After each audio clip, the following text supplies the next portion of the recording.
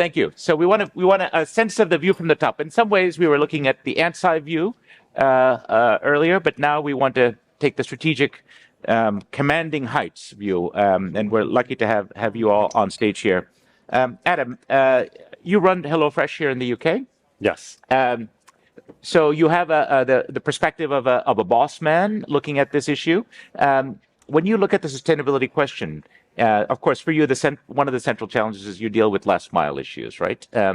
How does this present itself? How important are some of the regulatory alphabet soups that we talked about, as opposed to consumer expectations? From the perspective of someone who has to get the job done and meet your targets, where does sustainability fit in, and what changes have you made in your business to accommodate it? Thank you for the question. I think HelloFresh is an interesting case study because we were born in the last sort of 13 years with sustainability in mind. So we address sustainability in two ways. One, in just fundamentally the way we deliver food to our customers and giving them an alternative option, a more sort of sustainable option to making their dinner, and also reducing our own emissions. Can you explain that? Maybe not everyone has used your product. Yeah. I'll let you describe it yourself. And also help us understand what you think you're substituting such that you're more sustainable, because some people might say your very business model is unsustainable. People should just grow their own vegetables and cook, and it'll be more sustainable than having stuff delivered by you. You don't have to worry about it last mile. So tell us who your competition you think is. Absolutely. So we're international meal kit and ready meal D2C business. So the business that we're most known for, we allow customers to select their meals for the exact number of people in the household, exact recipes, and deliver the ingredients in the exact quantities required for their dinners directly to their home. So it actually, we found in our life cycle study, it helps customers reduce their carbon footprint of their meals overall by over 20% compared to traditional way of shopping and making dinners. Is that because of food wastage, which is a huge problem? A large part of that comes from reducing food waste. Just for context, food waste and food loss accounts for up to 10% of our global greenhouse gas emissions, and 60% of that food waste comes from the household level. Right. Mostly in poorer nations due to poor storage solutions, but in rich nations such as Britain, it all comes from inefficient shopping. So you get the wrong quantities required for your dinner. A lot of it gets left on your plate, goes off in your pantry, etc. Right. And we help you eliminate that completely for the meal that you're cooking with us, and overall over 20% of that. So we are making a decent dent in that. And I think to your logistics point, we're constantly looking to reduce our carbon footprint overall. And one of the ways we do that is to actually cut out a large part of the supply chain where the goods are delivered to the stores and the customers have to make their way there by delivering directly to their homes. But we also own the largest electrified chill delivery system in Europe, which helps reduce carbon footprint. And why are you making those investments? Presumably, there might have been an easier glide path where you just use the local, whatever was available, diesel trucks or something. Was there a regulatory push, or do you have ESG investors in your company, or maybe you're, I don't want to put words in your mouth, but what's your motivation for doing this? I think a lot of those things have to come together. Obviously, we are subject to a lot of regulations when it comes to packaging, our emissions and reporting and so on and so forth. But I think some of the easiest investment decisions that we've been able to make are when there's almost no trade-off between our customer value proposition, our bottom line, and the planet. So, for example, electrification and build out of our own delivery system actually helps improve the accuracy of our delivery to our customers, which is very important for fresh food. Why do EVs help you? Why not a diesel lorry? Couldn't that also be accurate? Yes, absolutely. But just fundamentally building out our own fleet helps with the customer value proposition. But also then having electric fleets helps us reduce emissions and meet our regulatory responsibilities and also our claims to our customers and what we stand for. And actually it helps, being chilled helps us reduce packaging avoids us having to make ice and so on and so forth. So that helps us reduce our footprint overall. Okay, well, so that gives us an impression of where you're coming from. Maria, let's turn to you. People in this audience may not know your company, but if I'm not mistaken, you're Norway's largest hydropower producer. Not largest, but one of the One of the big ones. Big ones. Okay, big dams. So you're starting in an advantage position, clearly compared to coal or other forms of energy production. How do you think about this challenge as a leader when you think about sustainability? When you start again from an advantage position, why not just rest on your laurels? Why do anything? So thank you for the question, and just a bit of sort of content here. So I serve on different companies' board. Most of them are energy-related companies. So it goes from oil and gas to new renewable to hydropower, then, which is sort of old renewable. Right. And first of all, I think the way we approach sustainability is making sure that what we are actually doing is done more sustainable than before. And quite interesting, contrary to what a lot of people think, hydropower is not necessarily sustainable in all ways. It is from an energy providing perspective, but the impact the new hydro dam would have on nature is of course significant. Sure. There's enormous amount of cement that goes into construction of these things. Yeah, but in your country, you're not building new dams, right? You're running legacy We are plants. still trying to run new dams. Is that right? Okay. Smaller dams. So actually, if you look at just the hydropower footprint in Norway, a lot of the energy is being produced from old existing dams, most of them probably more than 20 years, but there's an enormous amount of small-scaled hydropower in Norway. And the total impact of that small scale is enormous, maybe much larger than the old traditional dams that used to attract a lot of opposition when being built. Yeah.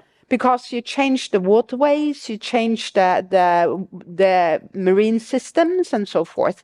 And then you have to be very thorough in the way you make sure that your new constructions are the most sort of sustainable. That's when thinking about construction. The other way is clearly on how we regulate and run our operations. You see now that there's a big sort of trade-off between production of power and hydration and water system and supplying water. And that builds the whole system into a much larger equation. There's drought, there's flooding, and you have to make sure that the way you operate all of this is actually, fit for purpose and done sustainable. And then, I think all renewable companies in the energy business want to grow their business. So then the next thing is, should we do hydrogen production together with our hydro systems? Should we do pumped hydros? And what is the most sustainable way of moving this forward? I think also maybe the best part of it is that it's easy to attract people. We get a lot of talent, because we're a green business in nature, if you compare it to the oil and gas business, maybe. You have a green footprint. What you're doing is, in a sense, sustainable. And then you can attract a lot of talents, actually, to your business, because young people want to work for this. And then you have a great opportunity to continue to grow, to do new things, because you get the best people. So you had mentioned that you do have experience and you serve on boards, including fossil fuel producers. Historically, you've worked with companies like Wintershall and others that have a fossil footprint. Your country is a big fossil producer and also hopes to be seen as a sustainability leader. There are some people in this room that might say that there's an inherent tension between those two things. They might even say it more aggressively. Yep. There's some protesters outside this building that would say it maybe with red paint and say this is greenwashing of some kind. Yep. So given your interesting position as an individual and corporate leader, as well as your country's position on this, what do you say to those who say that you cannot make extractive rents from oil and gas and consider yourself to be sustainable? Well, this is the big dilemma, isn't it? And I was just reflecting on that. I used to work in Paris, so 10 years ago during the Paris Agreement and finalization, I did work in Paris. And looking back, I thought, we would be in a completely different place by now as a fossil industry 10 years after the Paris Agreement. Right. We are not. And just as we speak, the oil and gas industry is gathered in Houston for the CERAWeek, Sure. and they say there is no energy transition, there is an energy addition. Right. The oil and gas business is going to continue.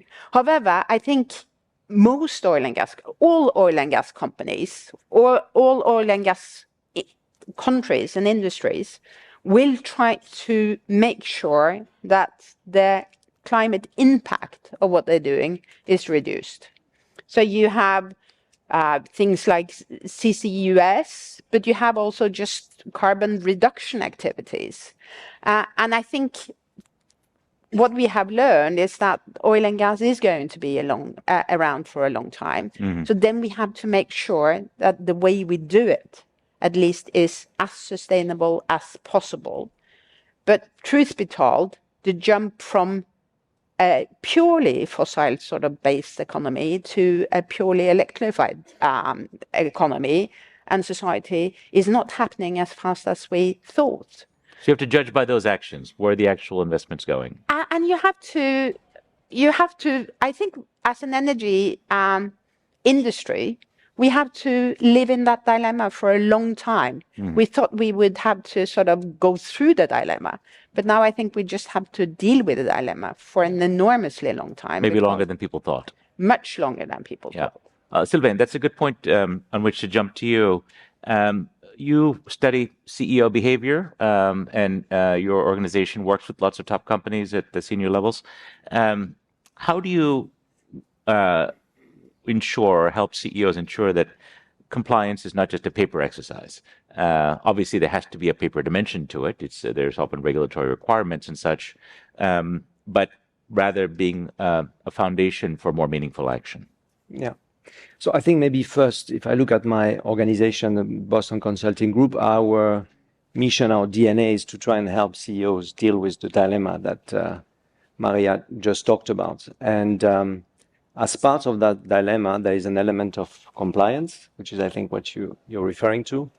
And I think what we try to do when it comes to compliance is, and I just overheard, the previous panel, we are very much driving our clients to look at compliance in a way that actually makes sense, that truly addresses risks that their businesses are exposed to, and also help them identify opportunities. Mm-hmm. So what we like to talk about is smart compliance that actually leads to action that are meaningful, that protect our clients against the downside, and position them to take advantage of the upside. That's a little bit, I think, what the dilemma. Can you make it concrete? Give us an example. And I'll ask my audience, we are using Slido. Please send some questions in that way. Yeah. And if people are animated and wave your arms, we'll come to your questions as well from the floor. Sure. Go ahead. So let me start with the downside first. I think one thing that we are seeing in BCG, in fact, this is one of our fastest growing topic, is physical risk. So we see an increasing number of clients acknowledging that climate events are exposing their business to massive downside. So their factories, their own assets, but also their supply chains, and this can be extremely costly, right? So this is an example of trying to understand the consequences of, the climate and sustainability disruption. So that's on the downside. Yeah. On the upside, climate and sustainability is going to lead to shift in business model, evolution in capital deployment. Maria mentioned CCS, hydrogen. Those will actually bring opportunities for energy providers, but also for actors of the supply chains. So what we try to do is to help our clients to go after those opportunities, those upsides. Now, what I would say is that the context is bringing a lot of uncertainty, a lot of volatility.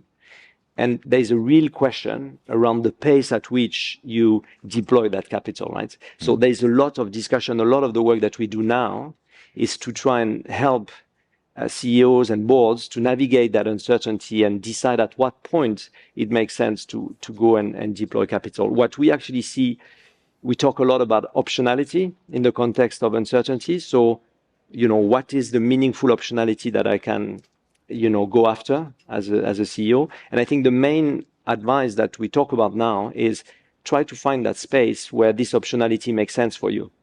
Let me try to give a concrete example. It's not because I'm an energy provider today, let's say of molecule, that I need to be automatically an energy provider in the future. Mm-hmm. What I need to find is I need to find a space where I have real competitive advantage, so that optionality that I develop to take advantage of the evolution of the disruption is truly value accretive. And I think this is one of the challenges that we've seen in the market, right, where actors have been very progressive or very aggressive into a climate or sustainability opportunity, and that has not automatically worked, right? Because they've gone too fast or because they pursued a business model for which they are not really strong. Well, you mentioned that, despite sort of the general advocacy of sustainability as a corporate positive, we have seen investors push back, right? Danone, Shell, BP, when they were seen as going too far down a certain path of sustainability. We've seen activist investors of the financial activism, not the climate activism type, intervene and force change on leadership. What do you reflect on in those and other examples? Is it that they went too far, or is it the specifics of the strategies didn't make sense? How would you advise the next generation of leadership? I do think that, this notion of what is your competitive advantage, what is your right to play in the space that you pursue, is, I think, is essential, right? And I'm not going to take a moral position on whether or not it's right or wrong, but I don't think that oil and gas players are automatically best positioned to develop renewable assets. Doesn't mean that it's not valuable for society, right? Yeah. Renewable assets. The question is, are they the best custodian of that capital to provide society something that is essential going forward? And I think this is what I think some of those progressive players like Danone or, have faced is, they've gone down a route that did not automatically match their capabilities. And therefore, the return on capital has not been... Let's get the lights on. There's a question in the front row I want to get a microphone to. Meanwhile, I'll ask a question from Slido. What sustainability data do CEOs find useful for decision-making? And there's no shortage of metrics, as we've discussed in the previous sessions. There's data deluge at this point. A quick round robin.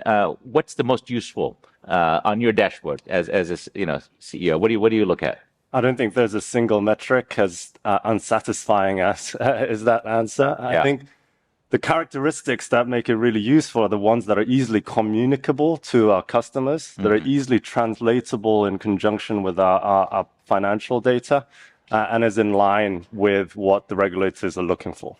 That's a good answer. Let's go to the question in the front row. It's amazing because that was exactly what I was going to ask. Please identify yourself. Devona from the Carbon Trust.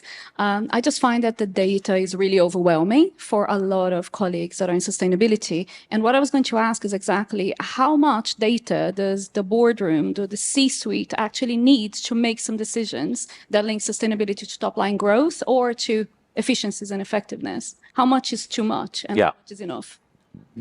Anyone want to take that on? So, I think actually the challenge now is that the reporting effort is so big that boardrooms mainly relate to making sure that it's done and not actually using the data ourselves, because it's overwhelming. Right. And it comes it quite sort of strongly at us. And we need to be compliant. It is the board's responsibility to make sure that we are compliant. So we work a lot around making sure that we are reporting and that we are compliant. I think reporting is useful. And why do I say that? Because it demonstrates that regulations change behavior. So all companies are actually compliant and reporting as we speak. So if we want to get change done, Yeah. there needs to be regulations in place. However, only focusing on reporting now is probably way too much. Who's going to use all this data?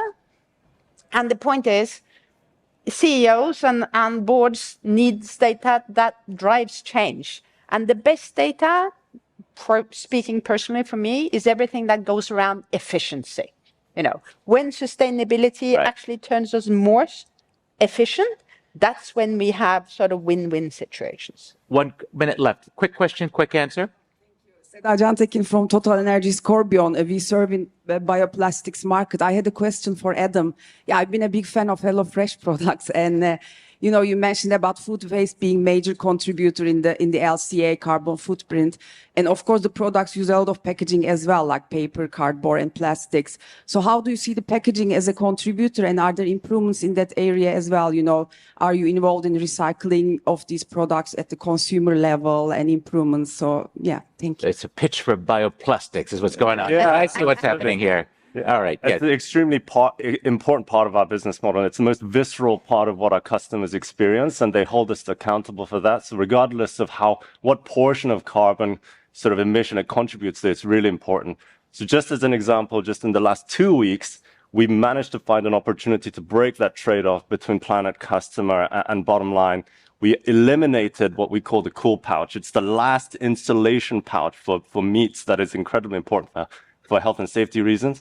We replaced that with cardboard, which reduced the carbon footprint of our box by over 50%. So I'll be looking forward to stomach aches and salmonella? Or? No, absolutely not. It took me 6 months to develop the Hooray, solution. sustainability. But that's an example of where we actually managed to get cost reduction and deliver a more sustainable solution at scale. I mean, we deliver over 1 billion meals a year around the world, so we can make a massive contribution.